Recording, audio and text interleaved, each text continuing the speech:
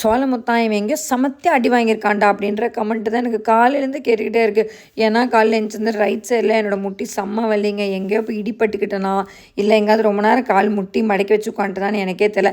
சரி 2 நாள் ஆனால் அதுவே தெரிஞ்சிடும். ஏன்னா அடிப்பட்டால் எப்படி கந்தி கிடக்கும், அதை வச்சு கண்டுபிடிக்கலாம் போ அப்படின்னு சொல்லிட்டு விட்டுட்டேன்.